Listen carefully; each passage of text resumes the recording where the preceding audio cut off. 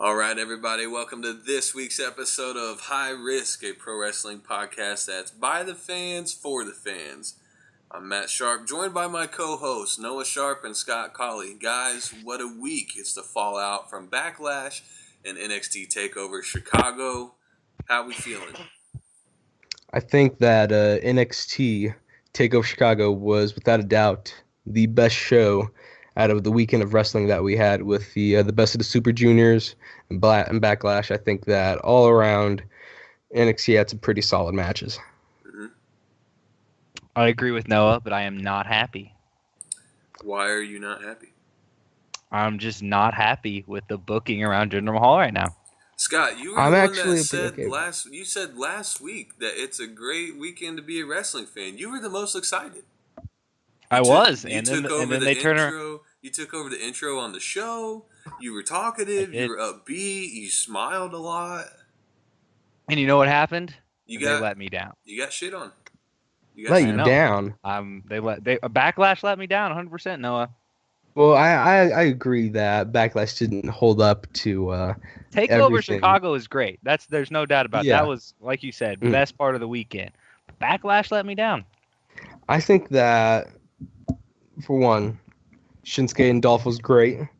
2, AJ and Kevin was pretty great. It was okay. It was okay. It was the best match of the night, I think. Shinsuke and Dolph Ziggler?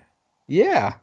No, not Shinsuke and Dolph Ziggler. Okay. Kevin Owens and AJ. Yes, I would say that's the best match of the night, but still, that one even let me down because I felt like they could have done so much more.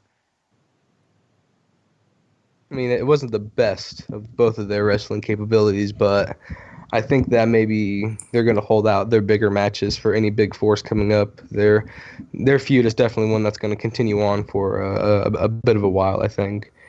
But one thing I do want to mention about the Backlash main event is that other Joe Schmo, one of the Singh brothers, whenever Randy did that back suplex onto the announce table and almost killed him. Yeah. I love the face he did afterwards. It was just, yeah. I wasn't sure if he literally just killed that guy. He knew he put some mustard on that one.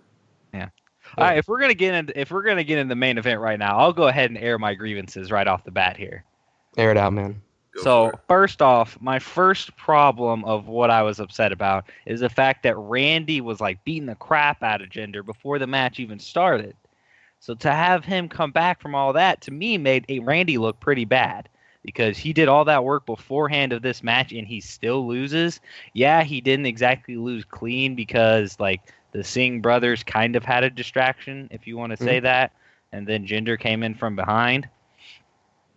And I'm not hating on Jinder because he's Jinder. Like I said, I'm upset because of the booking because like I said, it was before the match when Randy was doing all that work on him, and to me, like, that should have softened him up, and that, and then next off, the fact that 6 months ago, who had Jinder Mahal actually beat in a match on Raw? Nobody. So now you're telling me that a jobber on Raw is coming over SmackDown and is the world champ. You are burying the whole SmackDown roster. I don't think it's burying. I just think it's all those roids that Jinder Mahal has been suspected of kicking in halfway throughout the match, bulking up real hard. No, I think that they made a very gutsy, a very ballsy decision to take Jinder Mahal and stick him to the forefront of a top major WWE angle. You know why they did this, though, right? I know why. I know why they did it, but I'm not saying that there's more than one pro from Jinder Mahal winning, aside from them getting a bigger fan base in India and all that stuff. Like, I think that Jinder Mahal is going to be a top heel on SmackDown. People are going to love to hate him. I feel like, or actually, he'll be one of those heels that actually have genuine, like, heel heat. You're actually going to hate the guy. And that's something that, from the heels, that we really need. Because right now, Kevin Owens as a heel, sure, but I don't care. I love him. AJ Styles, when he was a heel, I didn't care. I loved him. I always cheered him. So now we have this guy who is genuine heel, someone who's gonna get zero face pops, gonna get booed most of the time. So I think that this was almost smart booking. Was it rushed in the sense that should Randy have lost right away in their first match? But then again, in this push, doesn't really matter just because they're giving it right to him. I don't care the fact that Jinder won, but what bothers me is how they got here. Like literally straight out of the gate from going to SmackDown, they're pushing him. He's the number one contender, and then he wins when he was just the person who was losing to all the big names on Raw. So you're telling me that the guy who can't beat any of the big names on Raw can come over and beat the top guy on SmackDown? That bothers me. That bothers me. I mean, yeah, but who knows what may have changed in that transition from Raw to SmackDown? I mean, wrestling is the land of make believe. Anything can happen, and SmackDown being the land of opportunity, we all know it is. I think that it's pretty fitting for Jinder to come up and usurp the throne of Randy Orton. That was a nice word. I know, right? It took me a second to get it out, but because it was just so good.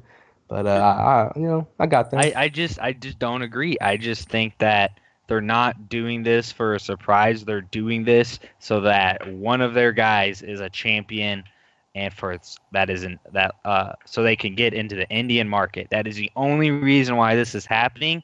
And why did it have to be on SmackDown? Why couldn't they just do it on Raw? He's been on Raw for a while. Yeah, they could have done it, but SmackDown already had that name of the land of make-believe, the land of, I can go here and potentially grab the brass ring that Vince McMahon was always talking about. They, over there, just the way that it was booked, yeah, Raw could be that, but everybody's talking about SmackDown and what it can be and what they're doing over there. So I believe they did it because they think SmackDown is expendable and that they don't care as much about that. They would never let Jinder Mahal be the champion on Raw. They said it was fine on SmackDown because not as many people watch SmackDown as they do Raw, and that is their B show, as we've talked about before. So if they're going to do it, they're going to go ahead and do it on their second show so that they don't have it on their main show, and they can I don't care more about their main show, even though it doesn't even seem like it to me. Like I said, the booking behind it and the fact that they did it on SmackDown whenever I don't know, it was just a lot of things I just didn't agree with, and it's not necessarily because I think Randy should have won. Like I said, it was just because the way they went about it, I just did not agree with at all. I mean, I have no issues with it. I mean, I'm excited just to see where it all goes. I'm pretty happy with Jinder, his wrestling style, and the character that he's sort of growing into now, even though it's almost, with every Indian wrestler in the WWE, it almost seems like they're all mirror images of each other. But it's good to see that maybe there'll be some difference between this guy and Arya Daivari, who's on 205 Live, and just any of the other Indian wrestlers that we've had them before. No, I don't know. I'm not a fan of it. This on SmackDown this week, they came out and they did like their little celebration. It's fine, great, whatever. But I'm just not a fan. And he has yet to impress me for being a heel or a face. Thus is the beauty of professional wrestling. Precisely. But it's still, it's not just that it's wrestling and anything can happen. You still need, I want to have a reason, and I want to believe why, or want to believe how the people got there, that it's true. Whereas just pushing this guy because you needed somebody so you can get to the Indian market, to me, is not a good enough reason to push him to the top. I don't think that was their only reason, though. Why else are they going to have Jinder Mahal, who was a jobber, now be the world champion? Because he's the Maharaja. Man, I love how you're trying to save this, because the heat between me and Scott is growing by the minute. It's all gonna come to point at SummerSlam, and we're gonna have a match. Scott was telling me yesterday, a couple of days ago, he was like, So I'm finding out that me and Noah disagree on quite a lot. Yep. Yeah. Makes for a great podcast. It does. No, I mean, as I said, I think that it's going to be a 2-for-1 special. One, you get your Indian market that they're trying to get to, and then you get that top heel that we're going to have now. It might take a while for him to be a true full-fledged or for him to work out his heel character, but whenever it comes to SmackDown and top heels, who like the Usos, are they the only genuine top heels people go out and boo them? Who else is there? I mean, yes, SmackDown is lacking a top heel, but you do not need a top. You do not make a top heel by pushing them, like putting a rocket on their back and launching them to the main event and winning that title. That is not how you make a top heel. Braun Strowman but that's how they're doing it. No, what? And it's gonna get done. I know, and I don't agree with it. Braun Strowman, you could say, is arguably Raw's top heel right now. Agree or disagree? He might be a fan favorite, but he is a heel on Raw. Agree or disagree? Okay, yeah, with how put him up against Roman Reigns, and he is a heel in the eyes of Vince McMahon. Exactly, and he has not even touched the Universal title. Well, yeah, no, because that's not the plan they had for him. I'm just saying there is other ways to make a heel that does not involve giving them the title. Right. So who else would you rather seen? He has to become a major heel, genuine heel, can get no crowd face pop. It's got to be a genuine heel who can go up against Randy Orton and win clean, fairly clean. I think we're getting away from the point I was making in the first place. It's not that he's gonna be the top heel or whatever. I just disagree with the fact that a guy who was losing all of his matches starts suddenly winning everything that doesn't lose, and on top of that comes back from a beat down in the middle of a match. And I mean, it's just whatever happened to that people who got main event slots and world championship opportunities because the crowd was behind him, not because the people backstage wanted these people to be the title holder. That died off of social media. So. yeah.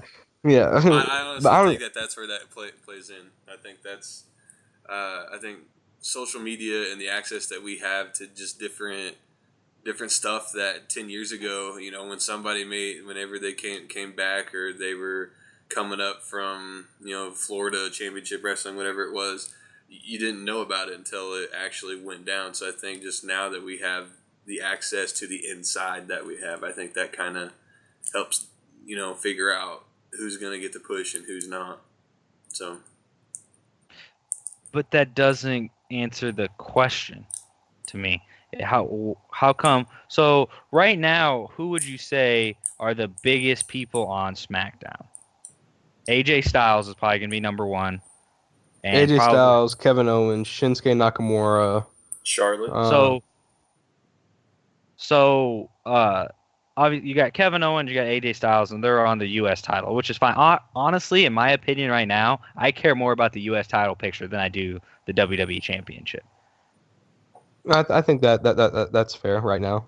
And so you got, those two, okay, I understand how they're not in the title picture, and I think that's their way of keeping those two out of the title picture by getting the world title picture by giving them the U.S. title. It gives them another belt to feud over without being the main event of the show. Mm-hmm. But, Sami Zayn's not quite as over. I'm trying to think who else even... Like you said, Shinsuke Nakamura, honestly... You could, he's in you got the Money in the Bank ladder match, which I'm sure we'll talk about later. Yeah. I don't know. I guess it doesn't really help my point because there's not really that many with the superstar shakeup and developing people. But still, that doesn't. I don't understand why you're making Jinder Mahal and pushing him as hard as you are. When he's never had a backing before that. Would you compare his push to Roman Reigns? I wouldn't. No, not at all. I don't think so. Would you? Would you rather it be Roman? Like, would that?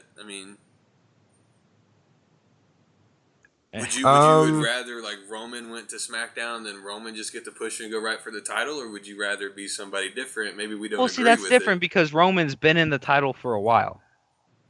I understand that, but what I'm getting at, I definitely think Roman, his resume is a little bit better than Jinder's, so therefore he's, probably you can justify that a little bit more. Exactly.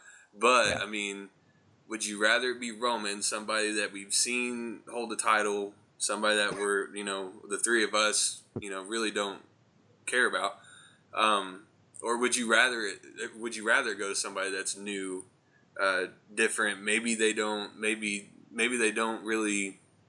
Maybe they're not at that spot yet, but they're there now. So, okay, I'm going to go back and say, like I said, I'm not upset that Jinder as the character won the title. I'm just upset of the booking around how he got there.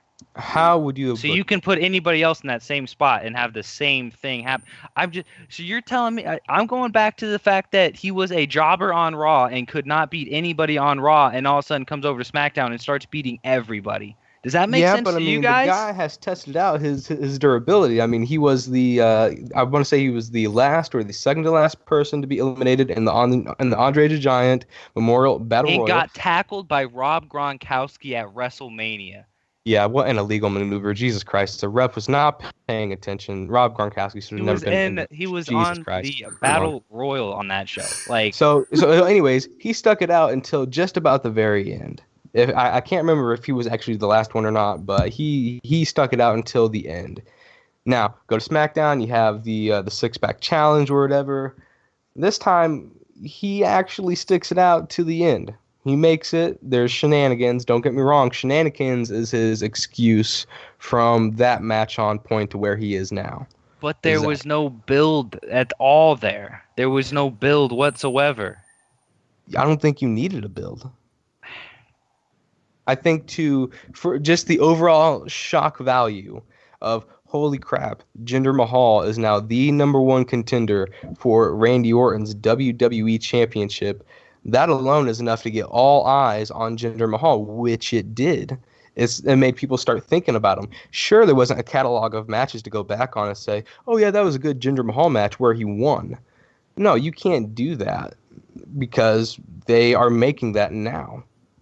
He's getting his ultimate push now. But I still have yet to hear any argument against the fact that he could not beat anybody on Raw. Doesn't matter. We're on SmackDown now. How does that not matter? That does matter because if you're telling me that he cannot beat anybody on Raw, but he comes over and starts beating everybody on SmackDown, what does that tell you about the SmackDown roster? Hang on, let me go ask Vince real fast where Jinder Mahal came from on his way to SmackDown. Mr. Vince. Oh, okay, yeah. Jinder Mahal didn't exist until he came to SmackDown.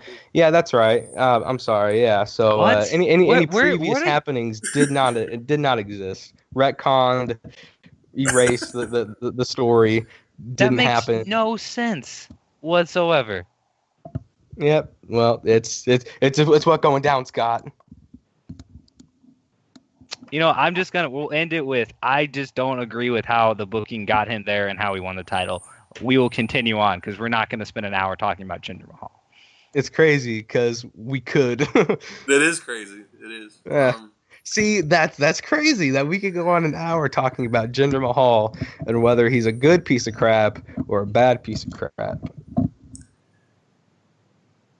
Well, let's before we go into our weekly content, real quick, Backlash overall, give me a rating. I'm gonna say low B. I'm gonna go with the C-. Okay, Noah. I'll go with a C plus. Okay. NXT Takeover. Give me a favorite match and a rating. I'm gonna say I would give it an A, and my favorite match is probably that UK match. There may be some bias because JR was calling the match. Take that. I think that's a fair bias though. Scott. Yeah, I'd say A-, B+, somewhere around in there. My favorite match was a ladder match. My favorite was a ladder match. Am I saying that was necessarily the best match on the card? No, my favorite was the ladder match. The aftermath from all that was just excellent. Yeah, it was because they play it off so well because it was one of the most unexpected things because a lot of people were talking about it was gonna happen, but you weren't. Apparently, like no one really, I guess, believed it was gonna happen, and then it happened. And you're like, oh my gosh, that just happened. But yeah, that was fun. And then I love like when they actually went off screen and they just had Ciampa like sitting on that table and he just kind of had like his head tilted to the side, and I'm just like, oh my god, that just how he played it was just so great. So what would you give the rating overall for the night? Me? Yeah, if you had to grade it. I said A-, B+. A-, B+. All right. No. I mean, for me in my match and the overall, it is gonna go to the UK match for sure. It reminded me of the Cruiserweight Classic and just the style of fighting and almost stuff you'd see over in New Japan. And again, I love that. But it sucks just to know that this is as far as it'll probably get. That I mean, obviously we don't see that stuff on the main roster, and that really the only match that had that sort of flair to it, one that left you saying holy crap, you know, that was the only match. When I know that not every match can be like that on the card, but it's just I feel like it's going to be the last of those sort of matches that are genuine and feel lengthy and feel real, you know, because that felt like a very real wrestling match in the sense that, you know, they just weren't giving up. They were giving it all. They were doing moves that we've never really seen before.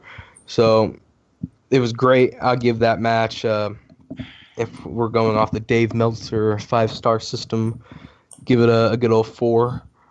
But overall, I'd give it just a solid A. NXT Takeover Chicago was an A. An A for awesome. Darn right. I will say I think the past few weeks, NXT has been my favorite hour of television. Agreed. And a lot of that, I feel, is because of my love for Aleister Black and how surprisingly okay I am with the Velveteen Dream debuting. I thought that was a joke.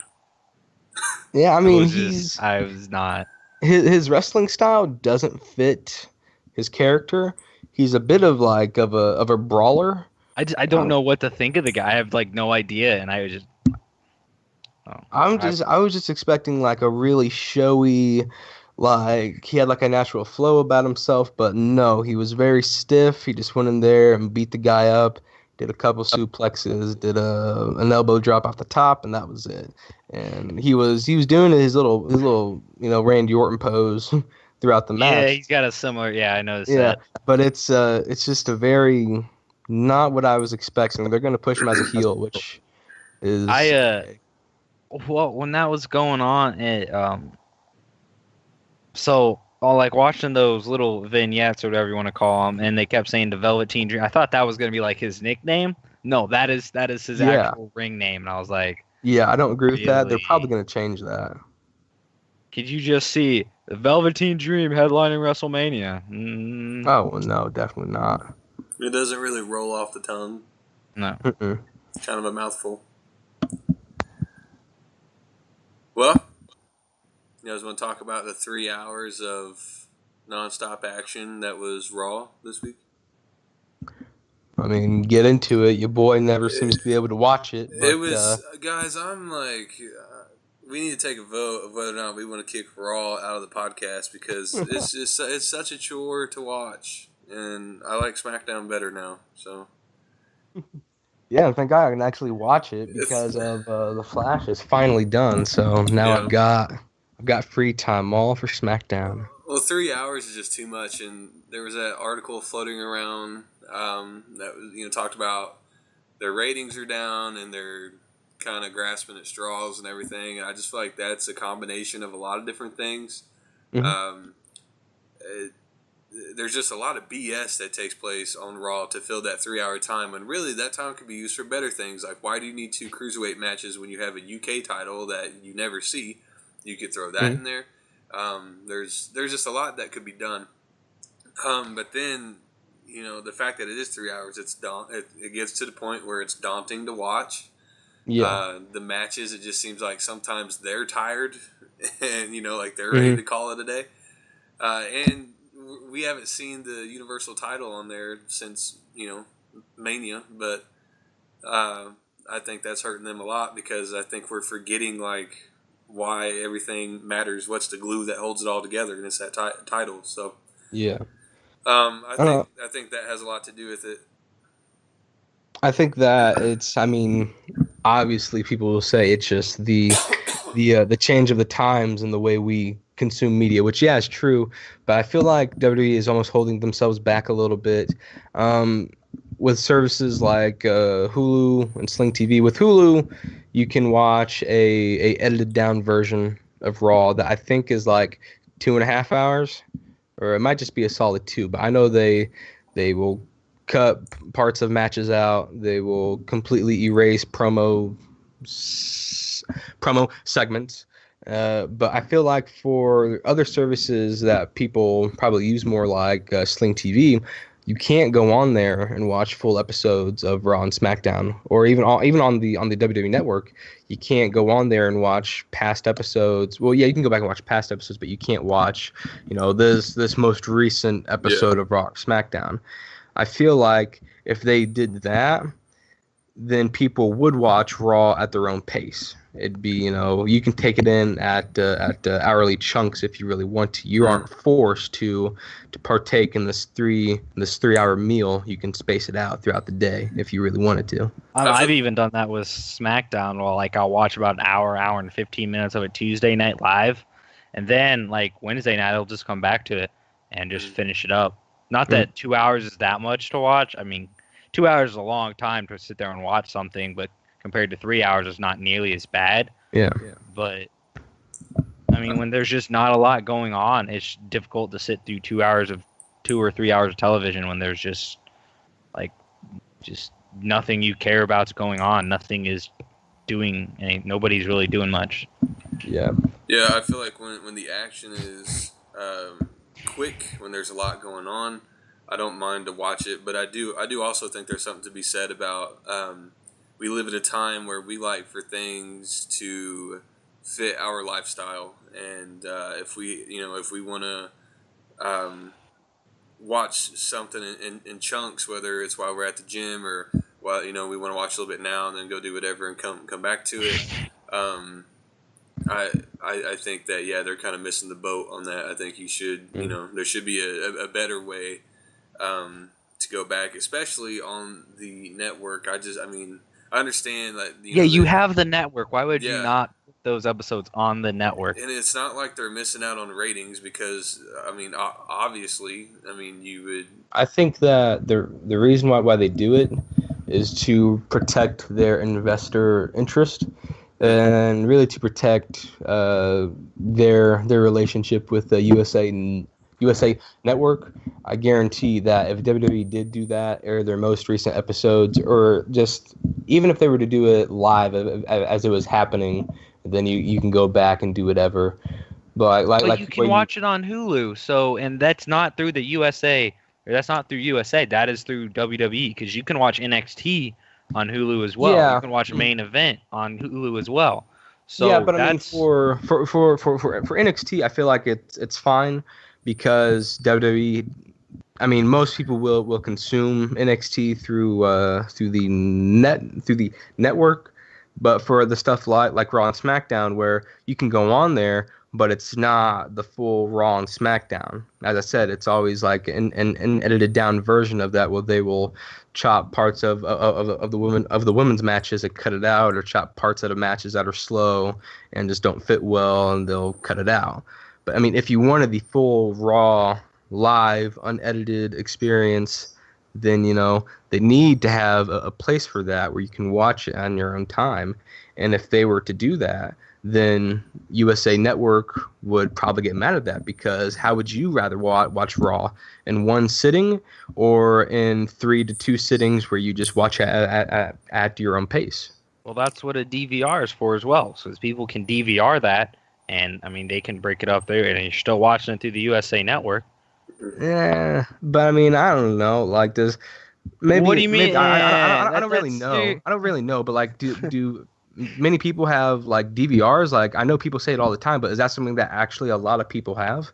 Just I don't have one like personally, but like, I've never met somebody with a DVR. A lot of cable providers nowadays, if you have like Time Warner or Dish or DirecTV or whatever, a lot of them nowadays come with those. And I know a lot of people have like Sling TV and stuff like that, but I do the PlayStation View, and that's also like a built-in DVR too. So like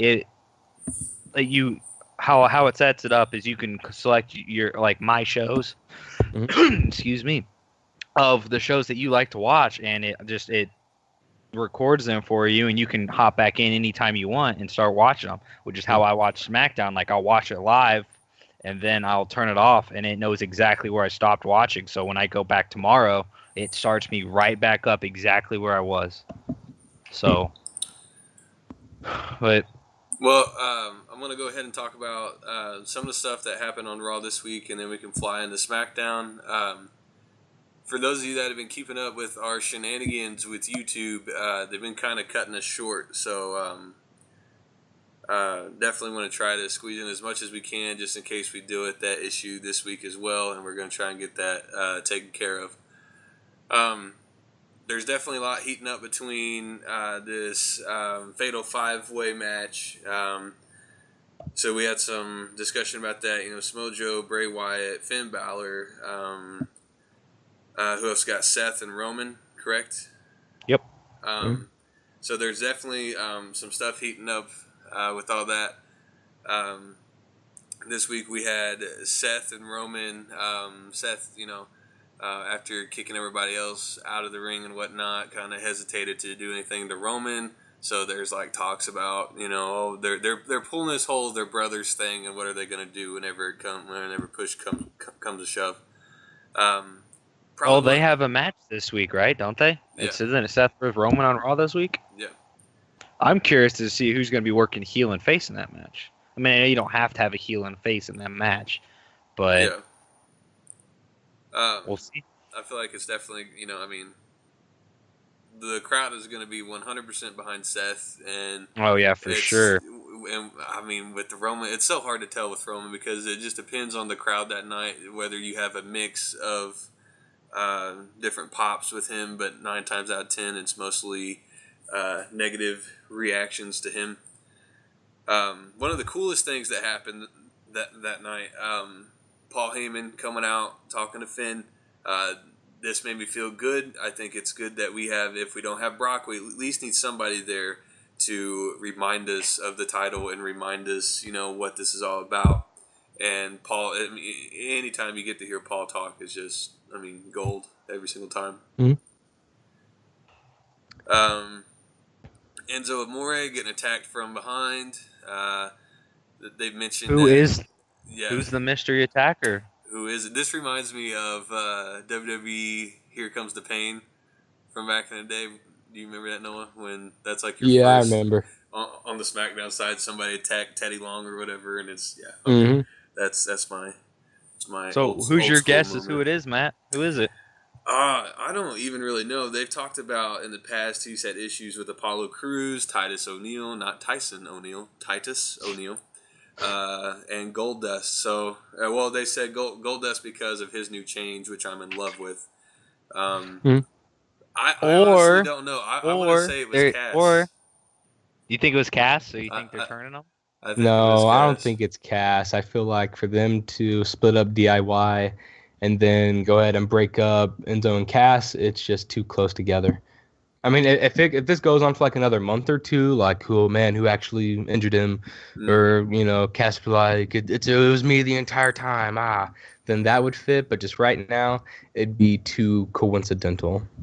What about the return of the Revival? Oh, They still got some time though, right? Like, I mean, like Anal you said, Boy's face still messed up. You just said if they build it up for a month, then he's got another month to recover. I think he only has like a month left. Yeah, all right. Okay, I'm down. So I saw a video that it's one of like the back. I think it's whenever they were pulling Enzo, but in like the top left corner of one of the videos, they had somebody zoom in, and there was like two guys that like ran from one of the behind some of the doors to like off the screen, and it looked eerily similar to the Revival. So it's another reason why it's a possibility. Could be. I definitely think. I think it'll be good. You're probably right that right now it's probably too soon to have them split up and everything, especially if they've not gotten a title shot yet. Well, they've had a shot, but if they've not held the titles at all, probably too soon. But I could definitely see that being a thing where Cass and aren't they kind of wearing off a little bit too? Yeah. So if they did do that, people probably wouldn't care so much right now. But I definitely could see in the future, Cass feel like Enzo's pulling him down and tries to do his solo thing, because we all know Cass can hold his own. He doesn't really need anybody else there to talk him up. Because he's just fine. Yeah, he's just fine on the microphone. I was shocked whenever he had that couple weeks to a month or whatever of kind of doing his own thing. He's a badass, man. He's a badass. He can step up to the plate if he needs to. Then we have the Hardys versus Sheamus and Cesaro. In a steel cage match, right? Yeah, Matt Hardy got to call out the stipulation for the match, and it's a steel cage. I was kind of surprised. Were you expecting TLC? I was expecting something with a ladder, to be honest, and maybe that's just too gimmicky for me to think. But well, yeah, I agree with you, because I mean, obviously that's what the Hardy Boys are known for, ladder matches. But the thing, like, I was listening to Wrestling Observer Radio, the thing that Dave Meltzer does, and his take on it was it's just too close to Mania, where they just had a ladder match for the tag team titles. So if Mania didn't just happen a month and a half ago, where they had a tag team title with ladders, then it probably would have been a ladder match. But it's just too close together. I think that if the Hardys if they did go ahead and make the decision for a ladder match, I would go ahead and say that the Hardys are going to retain the belt. But now that it's a steel cage match, not to say that the Hardys aren't proficient in their own extreme way, but whenever you think of Hardys, you always think of, TLC, ladder match, stuff like that. So I feel like this match will maybe give them an out for if they should lose. And I know there's a lot of legal stuff going on between the WWE and Impact for the broken gimmick. Turns out it's not WWE versus Impact. WWE could take it or leave it with the gimmick. The only reason they want it for is the merchandising. It is Matt is going against TNA. I think my thing is they can say that, but I feel like deep down inside they want it more than what they're leading on. Yeah, I mean it's perfect. Go ahead and put your little poker face out there. Say that you don't want it. Just let it go on. And honestly, dear Christ, just buy them out already. Like, I'm seriously just getting tired of seeing Impact come up on my timeline. I know that they've got a pretty loyal fan base for the people who are there in Florida, but I'm just like, Jesus Christ, it's a lot of the backstage politics that's really bringing it down. But dear Christ, Scott Steiner's on there now. That guy needs to go back to managing his Shoney's, because this is ridiculous. I mean, like, talk about, I don't know. I can't be too upset because the WWE does stuff like that all the time. But I guess it's just because it's Scott Steiner and the quality of who he is, not only as a wrestler or whatever. It's not that exciting. Like how much, and honestly, it probably didn't take much for them to get Scott to come over. But I'm just like, come on, you couldn't have just like done something better with yourself. Like, I don't know. They've announced like they're doing more stuff with Ring of Honor and New Japan.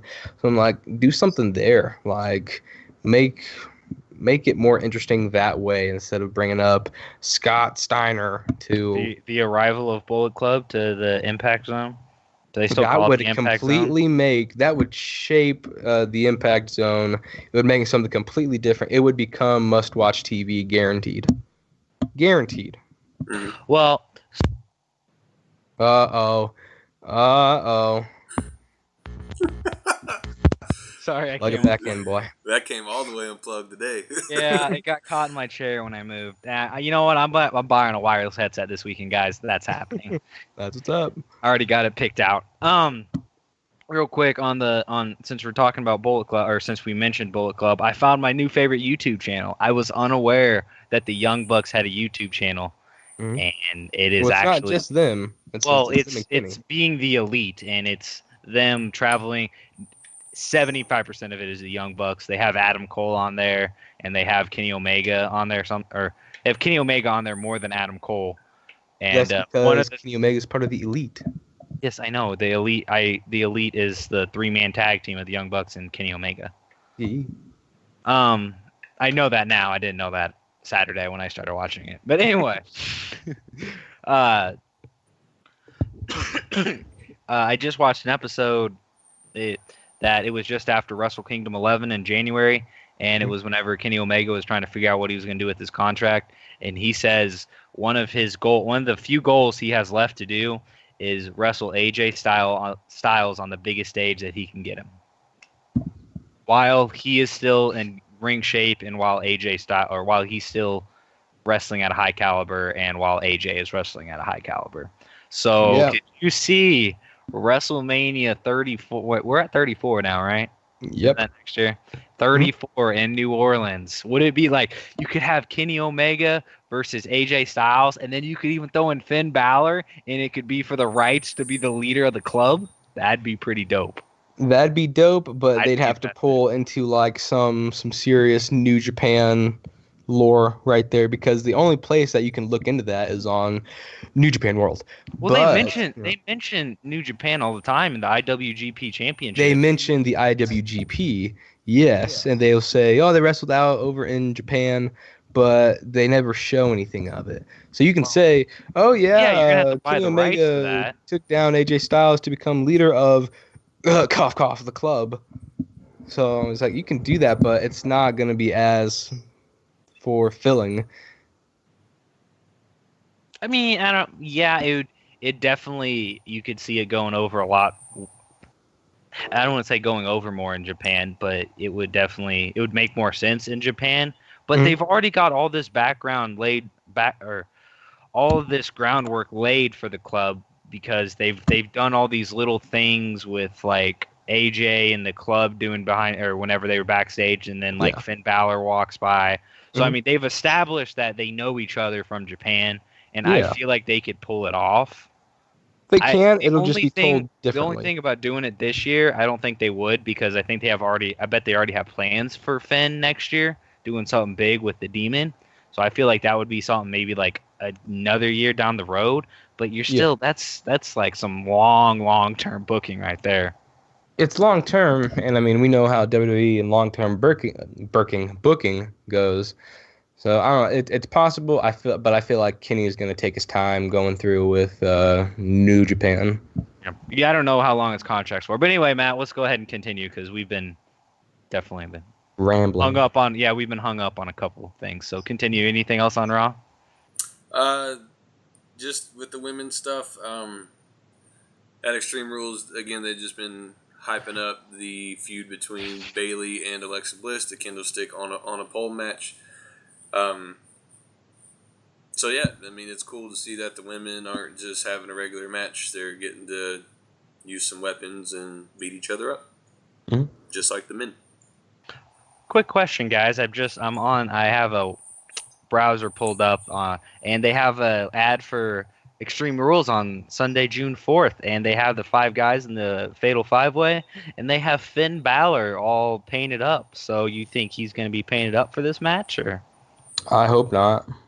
Because it's weird because how are you going to advertise him with the paint and then not have him painted? I mean, they're probably like gonna do it because that's Finn's shtick. That anytime like a big pay-per-view match, a takeover, or whatever happens, he goes out for the paint.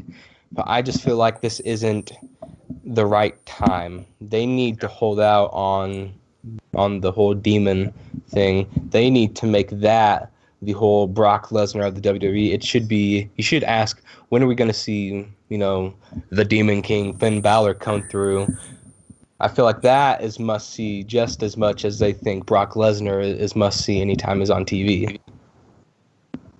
Yeah, that's something that we could get into next week on our prediction show, on our predictions of it. So, but no, I mean, so out of those 5, I mean, who do you think's actually going to win? I don't know. Hard telling. Yeah, and you said that. You said we were going to do our little like predictions thing, and here I am skipping to it. Who's going to win? Who's going to win? Yeah, come on, Noah. You gotta keep the people wanting more. Thanks for listening. Yeah. All right, Scott, SmackDown, man. We know your feelings on Jinder Mahal, so we kind of touched on that a little bit ago. But give us a quick rundown of this week on SmackDown Live. Biggest news is they've announced the 6 men participating in the Money in the Bank match. So you got Baron Corbin, Shinsuke Nakamura, Sami Zayn, Dolph Ziggler, Kevin Owens, and AJ Styles. That is a stacked match right there. Yeah. I mean, Sami Zayn, Dolph Ziggler, Kevin Owens, and AJ Styles alone in a ladder match is pretty crazy. Baron Corbin and Shinsuke. Baron, I think he's a little bit more of a rookie for this stuff, so we'll see what he can do with a ladder match. And I'm sure Shinsuke's been in ladder matches before, but I've never seen him. I actually don't. I don't think he's actually been in one because it's not typical. At least from what I've seen, New Japan doesn't really do a whole lot of ladder matches. So he's experienced, but I feel like this is going to be like, I don't feel like his match for the Money in the Bank is going to be as good as some other ones.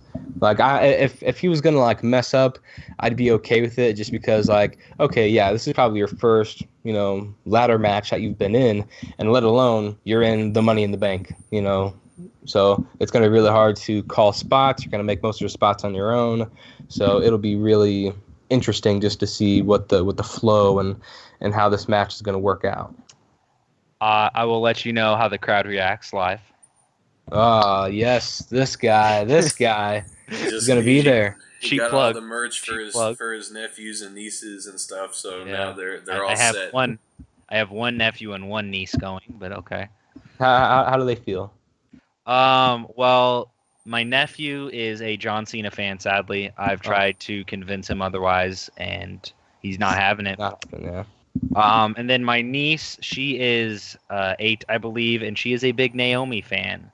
So okay, so well, I mean, if they jump the gun on this whole women's Money in the Bank thing, then yeah, that's still up in the air. So going to the women's, you have a 5-way elimination match next week for number 1 contender. So we'll see who that is. That could be a multitude of different people. I am very confused on why you had the welcoming committee win at the pay-per-view and then turn around and have Charlotte and Becky beat Natalya and Carmella.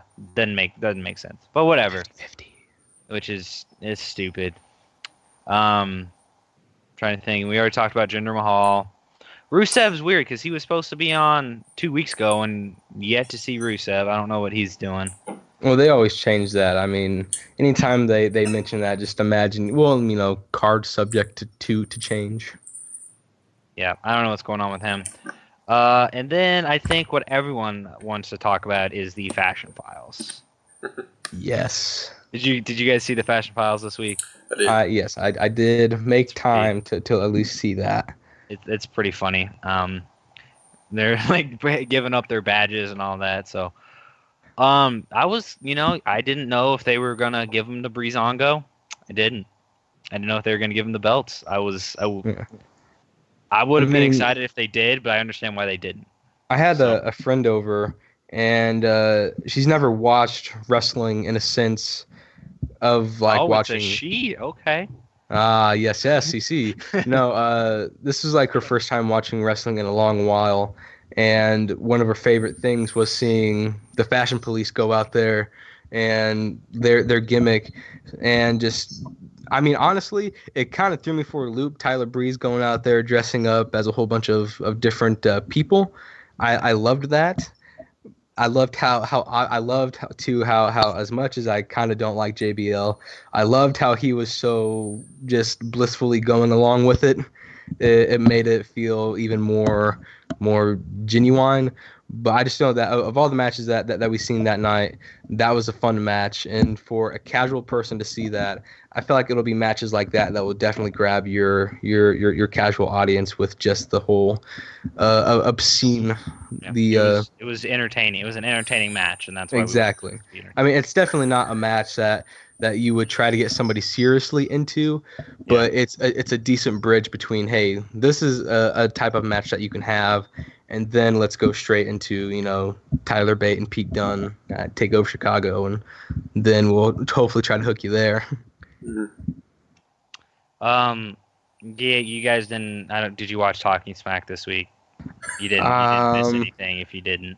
I saw the one after Talking Smack with Kevin Owens after Backlash. You did, because the only reason you watched it is for Kevin Owens. You're damn straight, Scott. Kevin Owens is the new face of America. He is the best wrestler in the world.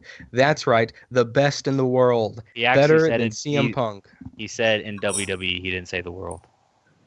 It doesn't matter. Yes, it does. I know it in my heart to be true, therefore it is true. So, yeah, it was... the New Day's back, though. They showed up on Talking Smack. So the New Day's back. Happy to see. We'll see if that means they'll be on television next week. That's really about it on SmackDown, though. Trying to think of anything else exciting, and not really. Yeah, that's SmackDown. All right, Noah, anything? Want to breeze through NXT or 205 Live? I know they just posted something today. The WWE saying that Goldberg has passed the torch on to Asuka because she's still undefeated. Oh yeah, I mean, yeah, she's definitely a good fit for that. Although I will say that her matches as of late have been pretty lackluster. Although I'll still buy into it for now, but I feel like her impending match against Ember Moon, if it gets booked and it all happens soon, I feel like that will be a great match. But I'm happy to see that they actually mentioned that, and that's something that they just threw under the water. It is now known through social media and all that stuff. Asuka is on the same level as Goldberg, just in the women's division. I think that is so cool, and I think that definitely proves just how much trust that they've had with Asuka and really going out there. And I think that also shows how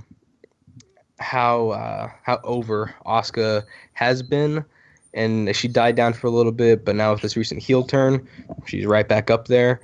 And whenever she says that there's nobody who can beat me, that the NXT Women's Championship is hers, I believe it. To me, she has her name on that belt. It is completely hers. Nobody has the right to challenge Asuka, and I'm completely in love with how in love I am with her and her championship reign. So do you think the reason why her matches have been kind of, I don't know if dull is the right word, slowed down maybe, do you think that's because of the talent that she's working with since Ember Moon is out? Do you think it's because she's in the ring with these girls who haven't been there for as long, or do you think it's maybe she's getting too complacent? Yeah, that's yep.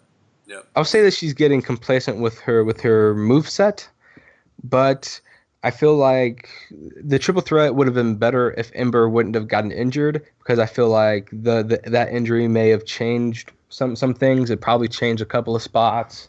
And so, like, just doing that when you've been planning a match for weeks, how it's going to go down, what you're going to do, and then one of the participants in the match gets injured, you have to make changes there. And who knows how better or worse a match it would have been if Ember Moon would have actually been there. I was not a big fan of the finish of that match in Chicago. Oh, me neither. I wasn't. It was cheap. And it didn't really both make of them sense at the same time. Like, come on. My thing is like a running. I don't want to say a running knee because I mean Daniel Bryan and that's his finisher and that's what he used. But okay, so let's go with a good old Shining Wizard because that's sort of what she used there. To me, that's not a finisher for this caliber of match. To me, it was a dull finish for this caliber of match. It should have been.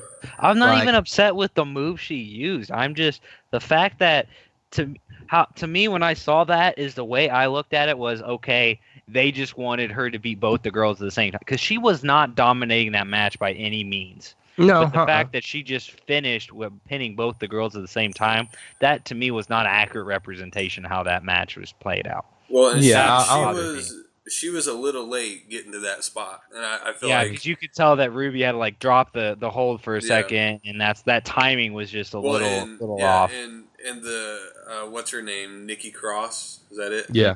Did she end up like kicking out? No, she just dropped. No, she just dropped the hold. She just dropped the pin. Okay. So it wasn't even I feel Nikki. like Because I think I don't remember what move it was, but that was Ruby's finisher, and that's why Nikki didn't kick out was because that was her finisher, and then to prevent Ruby from winning, that's when Asuka came in. So. Yeah, I just feel like if the timing on that was a little quicker and tightened up a little bit, then maybe that finish would have been a little more, But I'm not even worried about that. It was just the fact that she pinned both of them at the same exact time to me. It was like, really? Really? So. I don't know. That's really about it on NXT, though. There's not really anything crazy going on right now. We talked about the Velveteen Dream. Mm-hmm. Well, next week. And we talked about the DIY. That's major things, I think. That Aleister Black had another match. That's fantastic as always. Against Kurt Hawkins. Yeah, it was crazy. A decent match. It was a decent match. And you can see Aleister Black now on main event, which I know that as far as like in the 2K games, you wrestle in NXT in main event, but typically those matches are reserved for the likes of Titus O'Neil and Kalisto and Sin Cara. Apparently a lot of WWE execs are real high on him, on Black, so we will see if that turns into getting a main roster call up, or I wouldn't go. Oh, I mean, you could go that far because it seems like there's a lot of number one contendership opportunities, which a lot of people think they're going to announce next week for Bobby Roode's glorious celebration of his successful win against Taylor Adami to retain his belt at Takeover. And a lot of people are suspecting that Drew McIntyre is that's about the only guy that makes sense right now. He's the only guy if Cassius Ohno wasn't just now starting a feud with and Andrade Almas, then I think he can fit because he can put on some pretty good matches. Yeah, it'd be fine, but I don't see him as actually running the risk of defeating Bobby Roode. Well, okay. Well, I mean, right now. Do you think that Bobby Roode needs to be beaten anytime soon? I mean, I feel like he could hold the belt for like another month, and I'd be okay with it. I mean, see these guys that they have that they've had as their main guys in NXT, your Shinsuke Nakamura, Samoa Joe, Finn Balor, Bobby Roode, Austin Aries when he was down there. They're guys that I never thought they needed to be in NXT, but I think the reason they do it is to get them exposure on a smaller scale to see, instead of wasting the big money television time. That makes sense. I think that's the reasoning behind it. I agree with that, yeah. I mean, you got NXT, they use it, so that's... Yeah, but with NXT, that's really about it. It was just... it wasn't even really like a Fallout event because they had mentioned stuff about Takeover, but... Well, they filmed it in Chicago, so that's why, you couldn't... I don't know if they filmed it, but I'm sure they probably filmed it before Takeover. Yeah, they filmed it before, but I'm sure they didn't see any of the vignettes that was going on, and they obviously didn't hear any of the commentary that was going on, so... But, yeah, that's really about it. Then going in the way to 205 Live, the only thing you need to know... Well, there's two things. One... At Extreme Rules, there would be a submission match between the A-Double talent, Austin Aries, against the king of the cruiserweights, Neville himself. And That would probably be a pre-show match, so catch it there. Free on YouTube and Facebook Live. But aside from that, Akira Tozawa and the Brian Kendrick had their final match in their 3-month feud. It was a street fight. It's pretty good. Probably one of Akira Tozawa. When he does his senton, it's very right on top of the opponent. It's not like a Kevin Owens or a Bray Wyatt senton where they sort of just land from the upper back and on. This guy puts the base of his body on top of his opponent, and he doesn't weigh that much, so it's not that. Well, yeah, no, it's just saying that like I don't know, it's more impressive, I guess. I feel I'd love to see Samoa Joe, Kevin Owens, and all that stuff actually put their full on body weight on this guy. Not, I mean, I hope that would kill him, but it'd be cool. But he did this off the top rope, going onto the outside, putting Brian Kendrick through a table, and that table exploded, and it was probably the coolest table spot so far this year, given that I think it's the only table spot. But aside from that, it was a great match. But 205 Live as a whole, you know how it goes. It's pretty cheap. But yeah, that's really it. Not too much to talk about with 205 Live as per usual. Well, I know. Okay, as per usual. I know last week we talked about NJPW having a tournament for their United States title and the Super Juniors and all that stuff. That's still in the future, right? Or did they have that? Yeah, no, July 1st and 2nd is whenever it's going on, and then Access TV, the main channel you can watch it through if you don't have New Japan World. I think they're going to be doing it live, since it will be over in the States cool. Here. So, yeah, they're going to have their 2-day tournament, I believe. Yeah, the first I think is Friday and Saturday, I want to say. So definitely catch them there and watch that. If you've never seen, I mean, this is the best time to get exposed to New Japan Pro Wrestling and their American talent, because 9 times out of 10, their American talent winds up doing big things in other promotions like WWE and Lucha Underground and stuff like that, because, I mean, that's where AJ Styles came from. That's where the Club, Luke Gallows, and Carl Anderson are from. So it's a good way to expose yourself to the potential future of WWE wrestling and just see what the overall different style of wrestling is compared to each promotion. All right. So definitely check out Access TV along around that time to catch that live. That's pretty cool that they're actually doing that live, because if you were to watch it right now, Friday nights, I believe it's at 7 o'clock.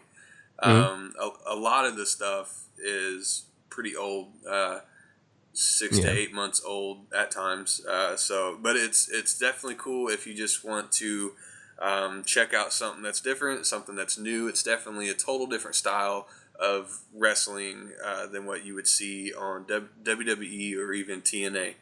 They're really hard-hitting and pretty ruthless over there. Also, guys, to our listeners, we are making the jump to YouTube. We're done with SoundCloud.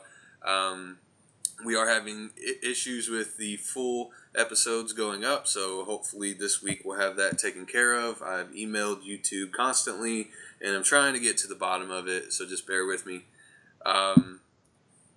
We also have our logo. Finally, it's coming. It's coming. We've all seen it. My friend Michael Brandt over at Brandt FX, Brandt FX, BRANDT FX, on Facebook and Instagram. He's designing that for us, and he's really good with the cosplay stuff. I mean, the guy's just crazy. He can make anything and everything. So we definitely thank him for all of his help. So definitely go check out his social media pages and follow him there. This is episode 8, right? Yeah. Really? Is it? Jeez. 7 or 8? I'm pretty sure. I think it's 7. Is it 7? We'll see. Oh, it is 7 because I'm looking I'm looking at episode 6 now. This is episode 7. So, as we said last time, we are doing the countdown to 10. By the 10th installment of High Risk, we are hoping to show you our lovely faces, our lovely radio faces. Scott's got this awesome Daniel Bryan poster. It's in this nice, awesome frame, and we just can't wait to show that off. So I'm pointing at it, but you guys can't see. Yeah. We're going to do more of a video podcast, I guess. And whenever we make our picks for pay-per-views and stuff like that, we will settle any ties by having some 2K matchups. And if we just get to talking shit and want to call each other out, like I feel like is about to happen between Noah and Scott, then... I didn't really want to say anything because the predictions got cut off last week, but I do believe that I had the most correct predictions last week. So, Scott did win, but... yeah, I'm going to have to come up with a title, which I have some in mind, so I will... Yep, so I'll bring my titles, my names next week that you must address me by. Okay. What would be cool is if we could draw up like what we want the titles to look like and have the listeners weigh in on that and let them choose. That would be a cool promo thing for us to do. So that's something that we might look into for you guys. But yeah, we'll be doing some WWE 2K battles and stuff like that. Scott's got this awesome cat who likes to jump up into his camera from time to time. Her name's Gracie. We'll have Gracie's finisher of the week and Gracie's picks and stuff like that. But we're definitely going to get this cat involved. She's our new mascot. So we definitely want to thank you guys for sticking with us this long, even though some of our episodes have been getting cut short. We're going to get that figured out and then re-upload those so you can go back in the catalog and listen to those as well. Guys, any final thoughts before we cut this off? Nah. I have one thing. Okay.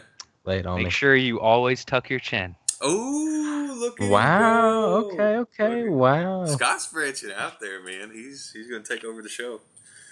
Uh-oh. I can see that being a contract ladder match right there. Oh, my gosh. Well, guys, make sure you check us out on all of our social media over at Facebook and over at Twitter. On Twitter, that's at High Risk Podcast. And on Facebook, it's High Risk. And on YouTube, subscribe to us there. That is High Risk Podcast. All right, guys. We are up to 45 followers. What? Holla. Ooh. Grow as we go. Yeah, grow as we go. All right, guys. Thank you for tuning in this week. I'm Matt Sharp. Noah Sharp and Scott Colley, thank you guys for weighing in this week. Definitely good to talk some wrestling with you guys. Yeah, completely agreed. It's just great. I mean, with Scott, okay, they both hate me. Yeah, with Scott, I don't really know, just because we get into some pretty heated debates all the time. I feel like I thought we were ending it. But I was like, oh, we're still going. Okay. You can think all you want, man. I was thanking you, but okay, now we're gonna end it. Thank you guys for listening. As Scott said before, always tuck your chin.